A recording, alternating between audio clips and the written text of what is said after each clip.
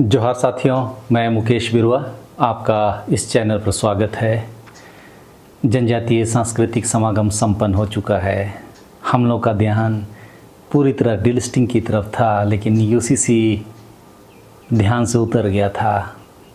क्या सच में uniform civil code यानी यूसीसी आदिवासियों पर लागू नहीं होगा, जैसा कि अमित शाह बोल रहे हैं?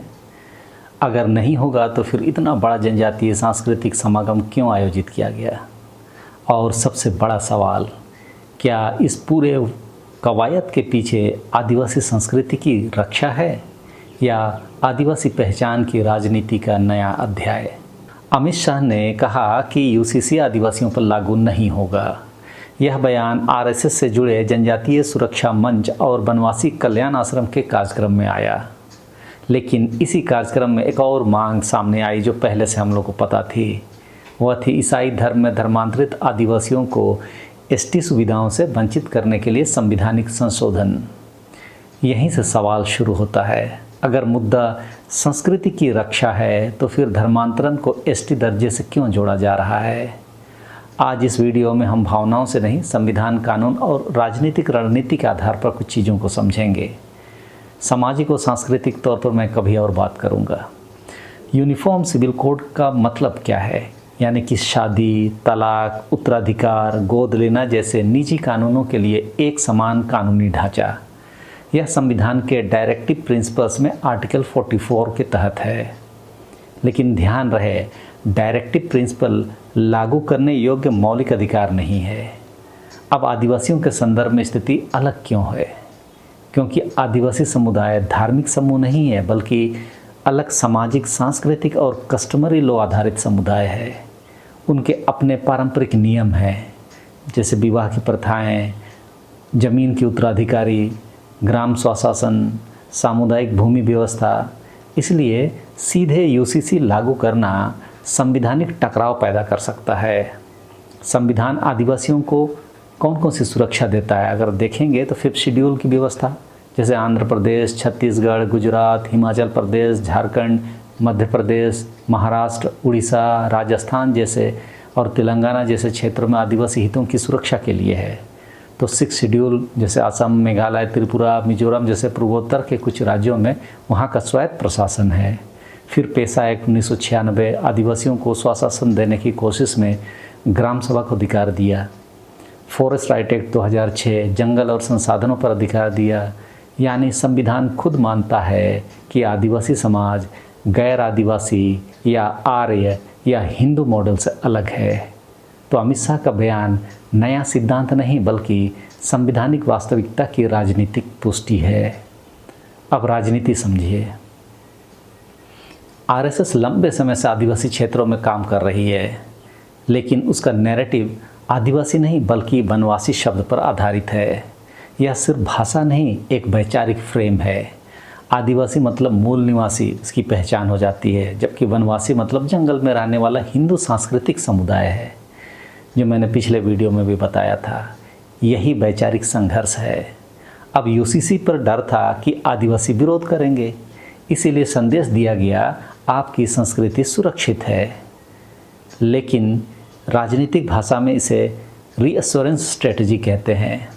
आप देखेंगे वो आपको बताया कि आपकी संस्कृति सुरक्षित है, लेकिन आपकी संस्कृति की पुनर्परिभाषा की जा रही है। आपको डर ना लगे उनसे, इसीलिए वो दूसरों से डर दिखाता है। यूसीसी आज नहीं कल आदिवासियों पर लागू होगा अगर यही सरकार रहती है तो, लेकिन वो आपको डर ना लगे बोल के धर्मांतरण के कारण आपके सुविधाओं पर कितना नुकसान हो रहा है, यानी कि डीलिस्टिंग का डर आपको दिखाया जाता है। मतलब उस डर से ये ज़्यादा खतरनाक डर है, ये कहने का मेरा मतलब। इन लोगों की नज़र में असली विवाद जो पैदा करना है वह है धर्मांतरित आदिवासी और एसटी दर्जा का है। यही मामला संवेदनशील हो जाता है। एससी और एसटी के बीच संवैधानिक फ़र्क समझिए। शेड्यूल कास्ट जो है आर्टिकल 341 एससी स्टेटस मूल रूप से ऐतिहासिक अस्पृश्यता आधारित है। 1950 प्रेसिडेंशियल ऑर्डर ने एससी को पहले हिंदुओं तक सीमित किया, बाद में सिख और बुद्धिस्ट जोड़े गए। ईसाई मुस्लिम होने पर एससी स्टेटस नहीं मिलता। एक तरह से यही अनुच्छेद आरएसएस और उनके अनुषंगिक इकाइयों को डीलिस्टिंग जैसे मुद्दे की राजनीति करने के लिए प्रेरित कर रही है। जहाँ तक शेड्यूल्ड ट्राइब की बात है, वो आर्टिकल 342 में है, एसटी स्टेटस धर्म आधारित नहीं है। क्यों? क्योंकि एसटी पहचान जातिगत अस्पृश्यता पर नहीं, ट्राइबल आइडेंटिटी, इसकी इथनिसिटी, ज्योग्राफी, कल्चर, आइसोलेशन जैसे मानदंडों पर आधारित है। लेकिन इसके आधार पर अभी तक हमने गहराई से चीज़ों को नहीं समझा है। देखते हैं आने वाले समय में मैं इस पर भी व्यापक वीडियो बना दूंगा। लेकिन अभी ईसाई आदिवासी भी एसटी ही रहते हैं, यही मौजूदा संवैधानिक स्थिति है। अब मांग क्या है? आरएसएस और अनुषंगिक संगठनों जैसे वनवासी कल्याण आश्रम, जनजातीय सुरक्षा मंच, इनकी मांग है कि एससी की तरह एसटी स्टेटस को भी धर्म से जोड़ो। अगर आदिवासी ईसाई बनता है तो एसटी सुविधा खत्म हो।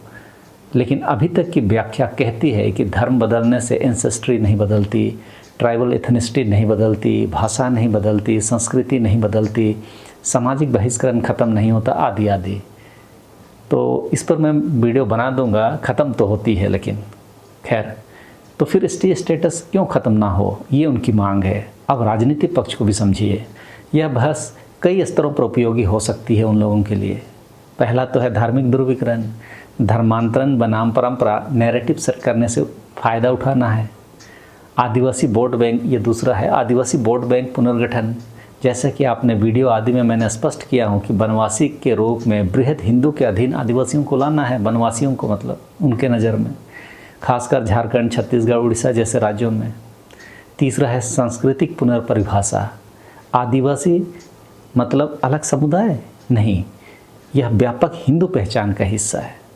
आप देख सकते हैं झारखंड के पूर्व मुख्यमंत्री डंके की चोट पर कह रहे हैं कि सरना सनातन दोनों हिंदू हैं और सरना भी ब्राह्मण बनिया व्यवस्था जैसे ही एक व्यवस्था है। तो इस तरह से संस्कृति की पुनर्परिभाषा की जा रही है। आयोजन दिल्ली में हो रहा है, संस्कृति की पुनर्परिभाषा आपका झारखंड में बयान दे के की जा रही है। धीरे धीरे आने वाली पीढ़ी यही जानेगी, क्योंकि नैतिक शास्त्र की किताबों को ये लोग लिखने में लगे हुए हैं। समय आने पर ये उन दस्तावेजों को प्राचीन सभ्यता बोलकर निकालेंगे और संपूर्ण वनवासियों को विराट हिंदू समाज में समाहित कर लिया जाएगा। वैसे ही जैसे भारत सरकार ने संसद में सभी आदिवासियों को हिंदू घोषित कर ही दिया, आप देख लीजिए। तो अंतिम सवाल, क्या यूसीसी पर आदिवासियों को आश्वस्त करना वास्तव में सुरक्षा है, या यह एक बड़ा राजनीतिक संतुलन का प्रयास है? क्या धर्मांतरण के आधार पर एसटी स्टेटस हटाने की मांग संविधान की मूल भावना से मेल खाती है, या यह ट्राइबल आइडेंटिटी को धार्मिक पहचान में बदलने की कोशिश है, ताकि धार्मिक ध्रुवीकरण के तहत आदिवासियों को हिंदुत्व के अधीन लाया जा सके? निर्णय आपका है, सोचिए, ताकि यह बहस आगे बढ़े। मैं देखता हूँ आप लोग चैनल को सब्सक्राइब वगैरह करने से परहेज़ करते हैं। 70% से ज़्यादा लोग तो अनसब्सक्राइब ही हैं। खैर, तो इस वीडियो में इतना ही। सबों को धन्यवाद। जोहार।